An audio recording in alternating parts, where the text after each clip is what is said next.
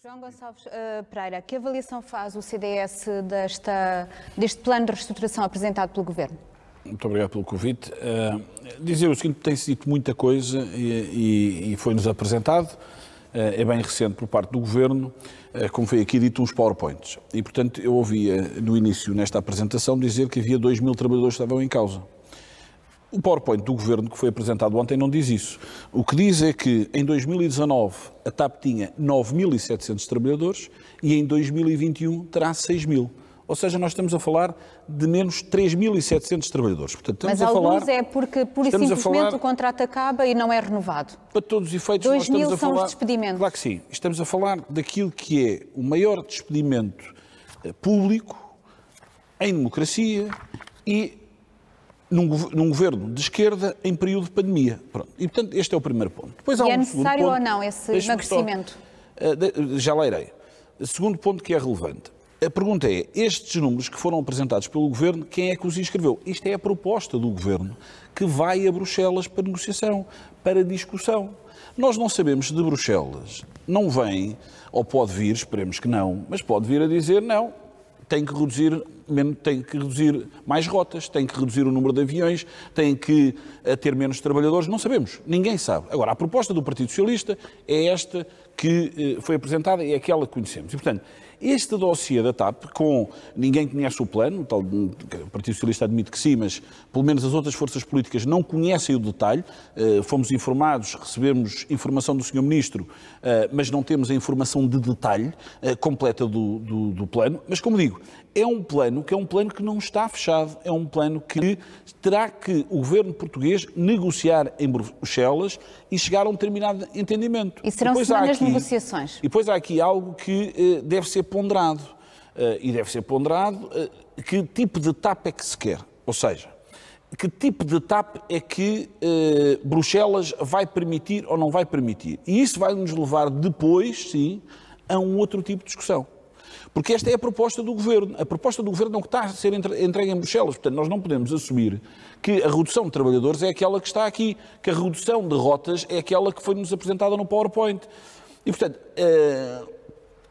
há aqui, como foi aqui e bem dito, há um interesse estratégico na própria empresa. Como é evidente, quando nós olhamos para a TAP, e eu tenho dito isso também, não pode ser um saco sem fundo. E tem que haver fiscalização, como é evidente, dos dinheiros que são colocados na TAP. Agora, a TAP, vamos lá ver, manter tudo exatamente como está, disse que eram 1.200 milhões de euros por ano, eu digo-lhe que são mais. Foi o valor deste ano, 2020. Não, pois, mas é que no primeiro trimestre, desculpa. Mas quem é que defende que fique tudo como está? Eu estou a dizer que manter tudo como está é mais do que 1.200 milhões de euros por ano. Porquê? Tal coisa. Porque certo.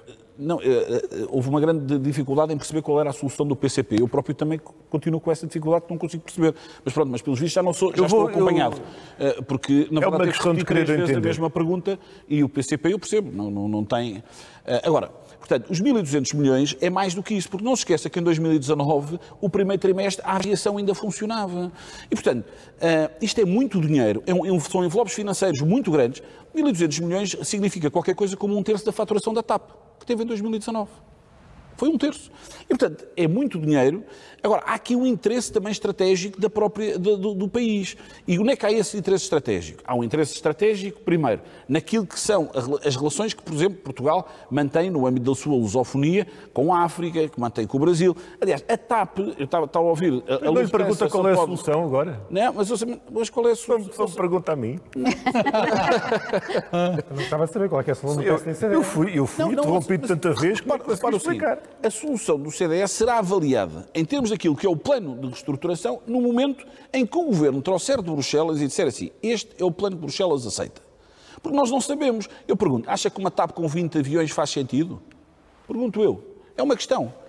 Não é com 20, é com 88, não é? Não, 88 é a proposta do Governo. Imagino que vem de Bruxelas, um cenário que diz que são 20 aviões. Isso faz sentido ter uma companhia aérea com 20 aviões? Bom, mas isso é uma negociação que terá que ser feita mas é uma a partir de agora. Ou seja, para haver uma resposta. Não tem que ser feita, peço desculpa. Desculpa.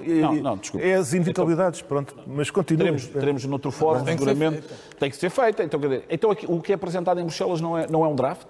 É um draft para negociação, Sr. Deputado. Mas a questão... É O isso. PCP Não, mas- defende que a decisão seja soberana, independentemente da vontade de Bruxelas. Pois, Muito obrigado. Salvar a TAP justifica a injeção de mais de 3 mil milhões de euros que vai ser feita até 2024. deixe-me só dizer aqui, eu fico às vezes espantado com algum discurso político.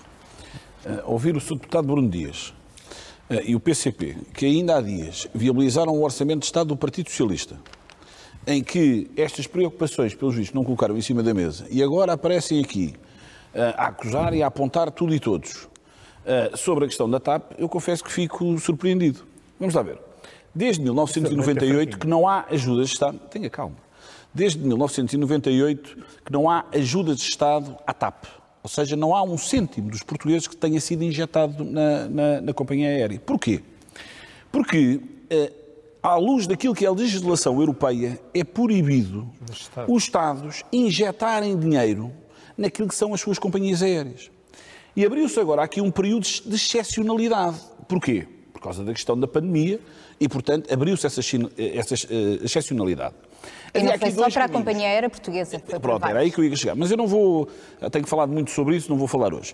Que tem a ver com os dois caminhos que no fundo, se abriram. Um conjunto de companhias aéreas, que foram todas, à exceção da TAP, que, ao abrigo do Covid, tiveram injeções de capital, em muitos casos a fundo perdido. E estamos a falar de companhias aéreas, em muitos casos privadas, onde não havia capital dos Estados. E no caso da TAP, por razões que não vamos agora aqui esmiuçar, houve um outro caminho, a TAP foi empurrada para a reestruturação. Ela sendo empurrada para a reestruturação implica que apresente um plano de viabilidade em Bruxelas. Mas outras Eu pergunto, companhias deixa-me aéreas só- estão a se ser me alvo de permite. reestruturação, independentemente claro. da situação Não é a anterior. mesma situação. Não é a mesma situação. Porque elas, Tem como é problemas evidente, menos têm graves. que ser... Mas os cortes também são duros. Tem que haver Portanto, cortes, imagino claro. Não, mas a questão mas da discussão como é em Bruxelas. evidente. Então, mas vamos lá ver uma coisa. Nós temos uma atividade económica que leva a uma quebra de 70% e pode ficar tudo igual. Quer dizer, vamos ser realistas. Eu gostava era de perceber se, do ponto de vista do CDS, o dinheiro que vai ser investido justifica ou não Se me permitir, eu consigo... que a empresa seja salva. Senão não consigo... Deixou que outros tivessem e pudessem apresentar... Também o já seu o deixei raciocínio. Sim, eu sei, mas deixe-me agora... Bataca, que eu vou chegar ao ponto que... Não vale a pena virarem-se contra a moderadora. Não, até é sempre com grande simpatia, portanto, não, era impossível fazê-lo.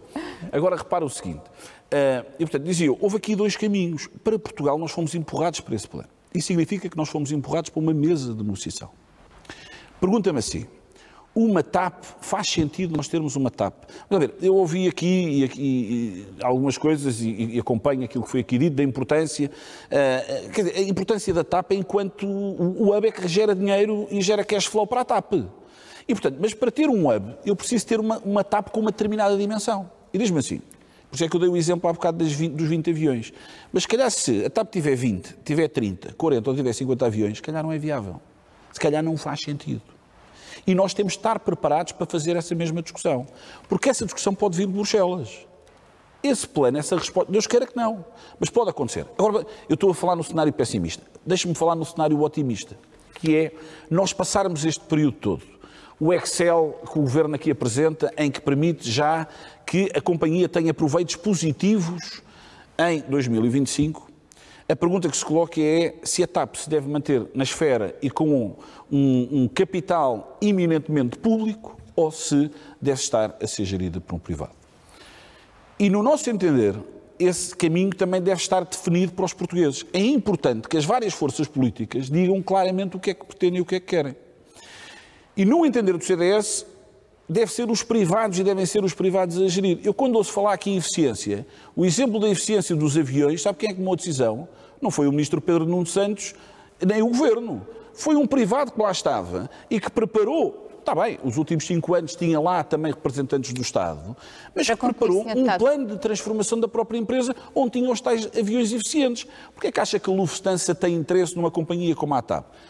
Tem a ver com as rotas, tem a ver com a ligação intercontinental, com a relação com a África, mas havia uma outra coisa. Tem a ver com o custo-hora que a TAP representa com os novos aviões. E isso marca toda a diferença. E, portanto, no entender o CDS, só para terminar, e para que isso fique claro, o que nós temos dito é que o Estado português até pode ter uma pequena participação na empresa. Uma pequena participação que permita assegurar o quê? Por exemplo, a questão da ligação às ilhas, que são importantes, dos Açores e da Madeira. Mas que a gestão seja privada. Mas que a gestão seja privada. E, portanto, esta é a nossa posição. Queremos acreditar que de Bruxelas não venha ou não possa vir a própria da destruição da TAP. Olha, alguém se esqueceu que há uma coisa em Portugal que se chama separação de poderes. Alguém se esqueceu disso.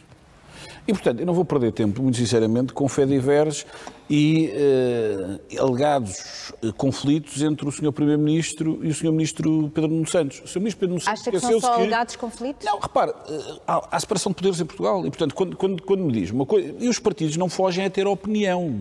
Vamos lá ver. Ninguém está aqui a fugir a opinião sobre o plano, já aqui exprimimos, já aqui dissemos, já colocámos as reservas e as preocupações que cada força política tem.